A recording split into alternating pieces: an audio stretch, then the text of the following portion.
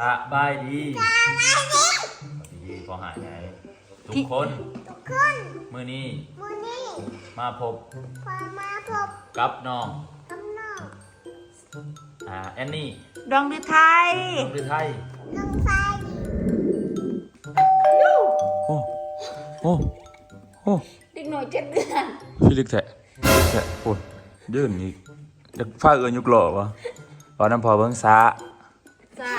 บายดีพี่คันที่เบากันโอ้ว่าซับเล่งลอยเศร้าลอยเศร้าเล่ง หัวมันปิ้นจะละลายไหล ลอยเศร้าโอ้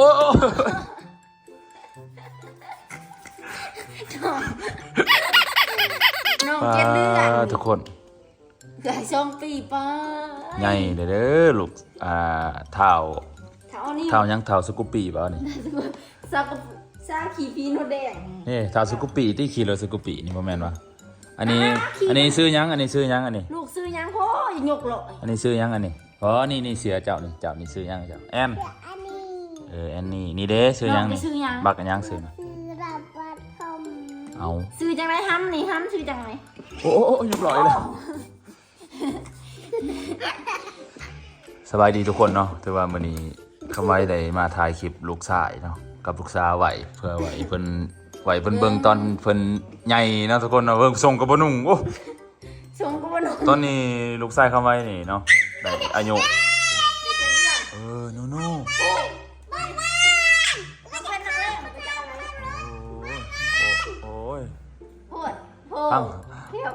พังพอบอกกันตี้อันนี้แม่นเท้าสะสมทรัพย์ซื้อเขาเฮียนเนาะซื้อแถวซื้อลิ้นก็เพิ่นกระเท้าอ๋อนิวป้ายังอีกน้ำลายก็เปียกเบิดเสือแม่ก็อายเนาะเพราะว่าแม่เพิ่นบ่ได้ออกกล่องได้ประมาณ1 ปีเนาะได้บ่ยายฮะ7 เดือนแต่ล้นแล้วนะโอ้3 ปีเลยครับเศร้าถ่ายบ่ปกติได้บ่ประมาณเนาะอันนี้ลูกชายเขาได้7 เดือนเนาะทุกคนเนาะใช่อยากเป็นนักเลงหมอทางล่างหันในหมอนี่หมอเสือเรื่องนี่2 ปีจักเดือน2 ปี 3 เดือนเนาะเบิ่งผู้ความนักเลงเนาะคลิปนี้ก็สิบ่มีหยังหลายนะสิถ่ายประมาณ 3-4 นาทีนะสิเอาลงให้ทุกคนเบิ่งนะว่าลูกเฮาใหญ่แล้วก็สอนใหญ่ทำนักเลงนี่ลูกอยู่นี่ระวังปากนี่นาจังตี้เพิ่งนาจะได้บ่ได้นุ่งเสือแล้วเนาะอุ้ยโหความดื้อ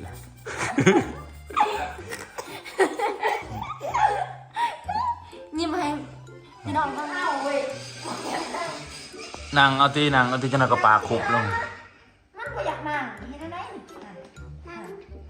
เหยียบซ้ำแม่ลูกโอ้แทนที่เอื่อยสอนน้องบ่แม่นเนาะ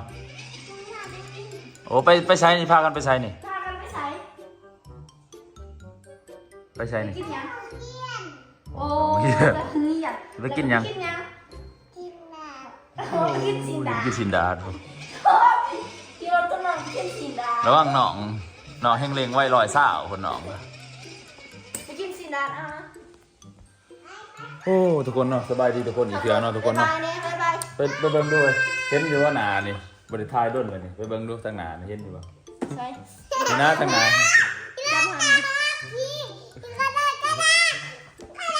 สบายดีทุกคนเนาะถือว่า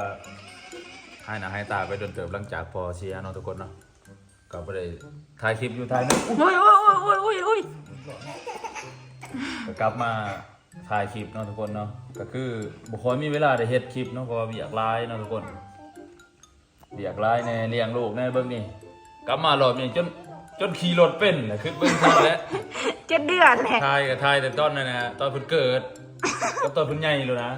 นี่เพิ่นใหญ่เลยเดือนผ่านมา7 เดือนเนาะ7 เดือนผ่านไปเนาะตอนถ่ายตอนนั้นอย่าอมมันเปื้อนครับคราวนี้คือไฟวะก็คือไฟบ่ฮู้ส่งกับมนุษย์ขี่เด้อขี่รถอีกเลยโอ้บัดนี้เอื้อยซ้อนนอกเหรอมันขี่ข้างล่างมันขี่ข้างล่างยืนเอาเหรอมอมยืนเลยมอมนักเลงนี่จะครับไม่ขี่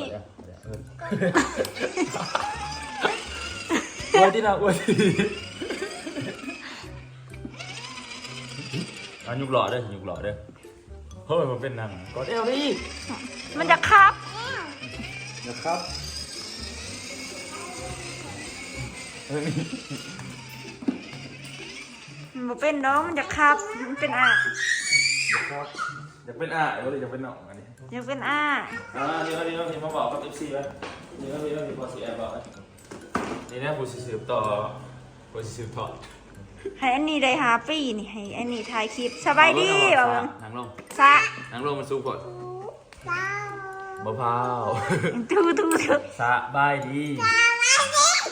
ดีพอหายไงทุกคน ทุกคน มื้อนี้ วันนี้ มาพบ พามาพบ กับน้อง กำน้อง แอนนี่ ดองดือไทย ลงด้วยไทย น้องชายดี หรือว่า ดีมาก วันใหม่ วันไหน โอ้จะซื้อวันใหม่ป่ะ ลูกบอกจริงเลยว่ะ รายชื่อ สร้างซื้อกินข้าวกับอะไรคะตัวหลูกอ่ะคนนี้ ข้าวกับอะไรคะ กินมามี กินมามี กินมามี กินเห็ดกองเดียน กินเค้ก จะ เมี บ ย อกยังบอกบ่เข้าใจกันนะเลยบอกไปเลยบอกกัน เค้ก กินเค้กกินยังอีกแอนนี่อยากไปสาย โอ้ยน้อง แอนนี่อยากไปสาย เพราะสิว่าแอนนี่เอานี่ซื้อของกันเด้เลยเนาะ มาให้พ่อน้องหน่อยนะ ก็สิท้ายไว้เก็บผู้คนเบิ่งเนาะว่าตอนผู้คนขี่รถกอดกันจักว่า เขาเราจะเก็บ สิไปถ่ายตอนใหญ่อีกบ่จักเนาะคลิปอีกกันเนาะ ไว้คน บออยากอัพ มี ไว้ แผนสิว่าเนาะทุกคน อยากคาย มี ไว้ แผนไปศึกษาต่ออยู่ที่ปากเซ่อีกเนาะเอาไว้ก็สิไปเฮียนจักสิเฮียนยังแหละไปเบิ่งนํกันเนาะบางทีก็สิได้ถ่ายคลิปกับหมู่ก็มีเนาะก็บอกว่าท่านได้ เว้ยวันผักจะขอยามแรงยังก็ถ่ายคลิปกับหมู บางทีก็จะกลับมาอีกครั้งเนาะเบิ่งเว้าเลยเว้าก็ถ่ายคลิปดิเว้าดิฮัลโหลสบายดี ส ฮัลโหล บายดีของเขาง่าย นำหนึ่งเบิ่งหนึ่ง รู้สารู้สารู้สา โอ้ ว้าวนับหนึ่งลูก หนึ่งสองสาม หาเขาเก็บ วัน บนทูที่หำป้าย วันทูทีไปว้าว เป็นคนเด็ก วัน มันทูที่ ไปเขาโรงเฮียนได้ โฟโฟกันยัง มันทูที่ โฟ ไปเขาโรงเฮียนได้จักมือ โหดชอบซ้ำมือผู้ที่น้องไข่มันกู สอ ได้ ง ไป สาม เด้อ มือก็ อ้ว บ่ไปเลยบ่อยากไปเลยเนาะไปบ่โรงเฮียนว่าบ่ไปครับ โอ้ยบอไปไปจับ โอ้ มาที อ่ะทุกคนเลยก็สิถ่าย คนละนะ คลิปลง YouTube เนาะ อาจจะสิไปเฮียนจะสิไปเฮียนอีหยัง ลูกชายกับลูกสาวเบิ่งตอนเพิ่นใหญ่ ก็ไข่ บ่เว้ย ฮะ จะสิไปเฮียนหยัง ยังบ่ทันถูกเนาะ มันจะไปเฮียนเป็นสิไปเฮียนหนังสืออีกแล้วบ่ทำไมสิไปเฮียนต่อ ไปศึกษาต่อก่อนเนาะเพราะว่า ชื่อโกนและบะ เรายังบ่ทันมีอาชีพอยากมีอาชีพเนาะ ตรงอันนึง ติดตามเบิ่ง ว่าทำไมสิไปเฮียนหยัง ไปเฮ็ดหยังแหน่เฮ็ด สิไปหาหมู่เนาะสิไปศึกษาอยู่ปากเซ่คือเก่าแต่บ่ฮู้ว่าสิเฮ็ดหยังให้พี่น้อง FC เบิ่งอีก จับคำรถก่อน โอ้ ก่อน โอเคไหม ไปหลาดก่อน ไปโหลดไปกิน อันนี้ จับมือกัน เป็นของ น้องแอนนี่ ของเงินแน่ โอ้ของเงินอีกเลยของเงินเบิดมือเบิดเว้น เอาไปยังเงินฮะ ของเงินซื้อหยัง ซื้อยัง ของเงินซื้อหยัง โนโน่ ป้าปีนี้แอนนี่ก็เป็นของเงินเลยของเงินอีกเลย ไปเลยจังเอาน้องเว้นมาสอนบ๊ายบายขอบใจ เมื่อปักเซ่นี่สักเลยได้ ขอเต้ ของเงินน้ำพอจะแนวไหนของเงินเนี่ย โนโน่ไม่มี นกกะตี้ขันอยากได้เงินนกกะตี้ถูกงามๆตีแอนนี่แอนนี่ว่าเบิ้งของเงินเน่โอ้แต่อีต้นลูกของเงิน ทุกคนเนาะล่าทุกคนไว้สำนิทเนาะเดี๋ยวไว้ พัง ที่อา ห้อง จจะ นี้เลย อาจจะได้กลับมาอีกเนาะสิถ่ายคลิปอยู่นี่แหละอยู่เพื่อนหรือว่าไปหา เพื่อนอยู่ซ่านอันนั้นอันนี้เนาะ อีกไปขายเครื่องที่เก่าเนาะเพิ่นบ่ได้ไปใช้ไปขายเครื่องแต่ละมื้อก็ขายเครื่องยุ่งเหียนเนาะกะชี้สาวๆ เจ้าของเงินจะอยากจิกได้จะ ช่วงนี้ก็ทำใจยังบ่ทันได้ปานใดเนาะทุกคนเนาะพอเพิ่นก็เสียได้ประมาณ2เดือนกว่าเลยยังคิดฮอดเพิ่นยังคิดฮอดยังคิดอยู่เนาะทุกคนยังก็ยังคิดเห็นหน้ายังเพิ่นคือว่าเพิ่นยังอยู่นะมัน มันกับคนในด้นเนาะคือว่า บ่แม่นอยู่เพื่อนก็คือว่าเราอยู่แล้วเขาอยากไปคือเราสิออกมาหับร้านเรา เที่ยวมาหาร้านกูมือเนาะตอนนั้นตอนเพิ่นยังอยู่ เดี๋ยวนี้บ่มีแล้ว เพิ่นก็บ่ อันนี้จื้อปูได้อยู่บ่ลูก เพิ่นก็ไปสบายแล้วเนาะทุกคนเนาะเพิ่นก็ อันนี้จื้อปูได้บ่จื้อได้มันจื้อได้ปูอุ้มบานิ้วมันน่ะ เศร้าเจ็บเศร้าปวดเนาะบอกก็เที่ยวไป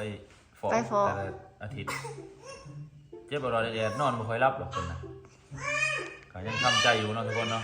คนเราต้องตายไปทุกคนเว้ยต้องกินน้ำลาย แก่เจ็บตายเป็นเรื่องของกฎเกณฑ์ของธรรมศาสตร์เนาะ หรือว่า ปราศจากบ่ได้ใครที่บ่อยากเจอก็ต้องเจอมื้อใดมื้อหนึงก็ต้องได้เจอเนาะมันเว้าบ่ได้เนาะตัวนี้อ่ะ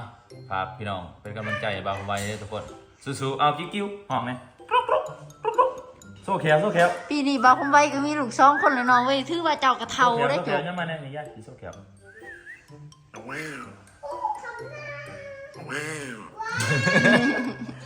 ไป Let's ลา go ทุกคนไปสำนี้แหละเอ้ย ไปก่อนนะทุกคน